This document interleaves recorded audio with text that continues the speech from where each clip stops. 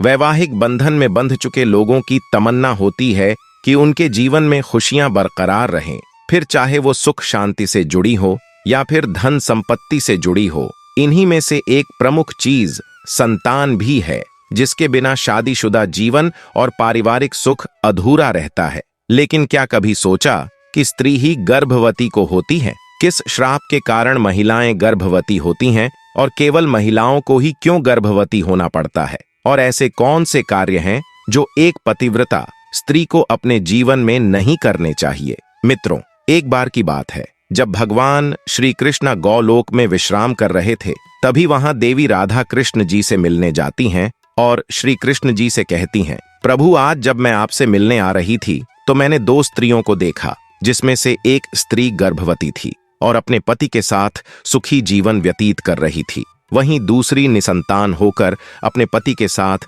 दुखी जीवन की रही थी।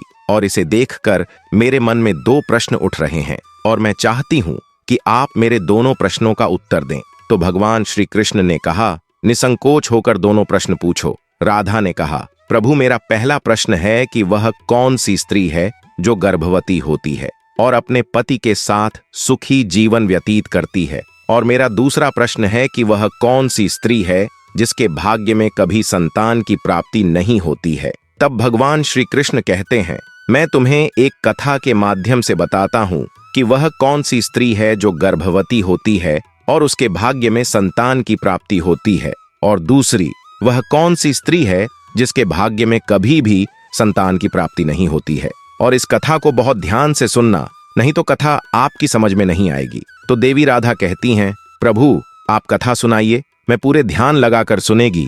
तो कहानी सुनाते हुए भगवान श्री कृष्ण कहते हैं, हे राधा, वैदिक काल में हजारों में महर्षि परमपिता ब्रह्मा जी द्वारा उनके वीर और तेज से उत्पन्न हुए थे, और उन्हीं में से कुछ मुनियों के तेज से देवों का जन्म हुआ था। तो वहीं कुछ मुनियों के तेज से दैत्य का जन्म हुआ था, और उन्हीं में से एक महर्षि सतयुग में हुए थे, जिन्होंने औरतों को गर्भवती होने का श्राप दिया था। तो श्री कृष्ण जी की यह बात सुनकर देवी राधा पूछती हैं, प्रभु, वो महर्षि कौन थे जिन्होंने औरतों को गर्भवती होने का श्राप दिया था, और संसार की सबसे पहले गर्भवती होने वाली औरत कौन थी? अब श्री कृष्ण कहते हैं, इस बात का वर्णन रामायण के उत्तरकांड में महर्षि वाल्मीकि जी ने किया है, और यह सतयुग काल की बात है, जब ब्रह्मा जी के पुत्र पुलस्त्य सुमेरु पर्वत के ऊपर बैठकर घोर तपस्या कर रहे थे, और तभी वहां से कुछ कन्याएं जा रही थीं, और वह पुलस्त्य को कठोर तपस्या करते देखकर विचलित होने लगी और उनके पास जाकर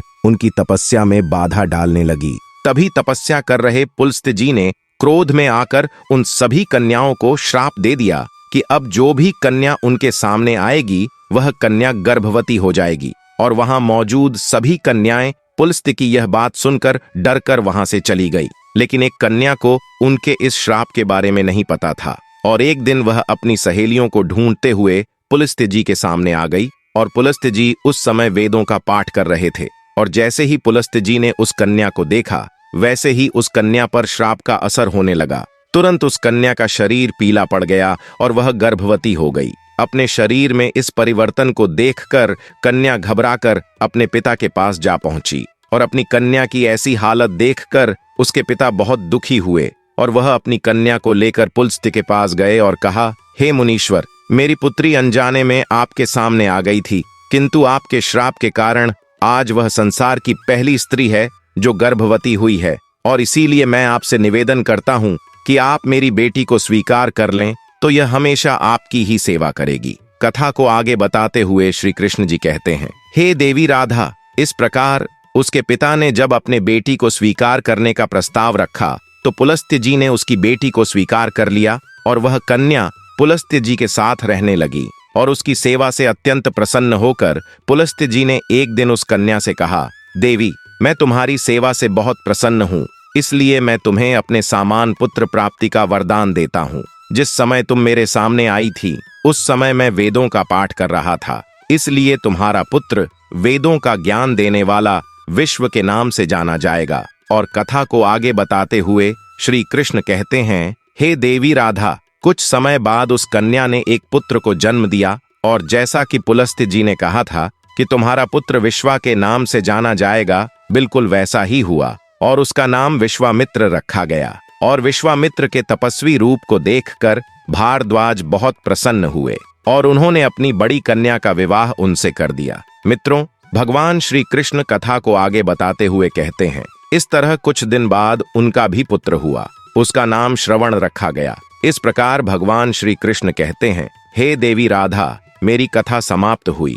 अब मैं तुम्हारे प्रश्नों का उत्तर कर देता हूँ। तुम्हारा पहला प्रश्न था कि केवल स्त्रियां ही गर्भवती क्यों होती हैं, और वह कौन सी स्त्री है जिसके भाग्य में संतान प्राप्ति का सुख होता है। तो सुनो, नारी के समान पुरुष भी अपने दिव्य तेज से गर्भवती हो सकते थे, किंतु हे देवी राधा, एक स्त्री को संसार की दिव्य शक्ति स्वयं परमपिता ब्रह्मा जी ने दी है, और स्त्री के रचना करने में उनको बहुत अधिक समय लगा था। इसलिए नारी को यह स्वरूप वरदान है कि वह संतान उत्पन्न कर सकती है। इसलिए केवल स्त्रियां ही गर्भवती होती हैं, और इस स्त्री के भाग्य में संतान की प्राप्ति होती है, जो एक पतिव्रता जीवन जीती है और अपने पति के अलावा पराये मर्दों को नहीं देखती है। और तुम्हारा दूसरा प्रश्न यह था कि वह कौन सी स्त्री है जिसके भाग्य में संतान की प्राप्ति नहीं होती है। तो वह जो स्त्रियां शादीशुदा होकर भी पराये मर्दों के साथ गलत संबंध बनाती हैं, उनको संतान प्राप्ति नहीं होती है, और यदि संतान प्राप्ति हो भी जाती है तो वह हमेशा दुखी जीवन व्यतीत करती है, और उनको अपने जीवन में कभी सुख शांति की प्राप्ति नहीं होती है, और संतान के होते हुए भी वह दुखी रहती है। इसीलिए एक शादीशुदा स्त्री को पतिव्रता जीवन जीना चाहिए और पराये मर्दों को नहीं देखना चाहिए, तभी वह सुखी जीवन व्यतीत कर सकती है। दोस्तों, आपको वीडियो कैसी लगी हमें कमेंट करके जरूर बताना। इसके साथ ही वीडियो को लाइक करें, शेयर करें और चैनल को सब्सक्राइब करना ना भूले। तो बोलो जय श्री कृष्णा।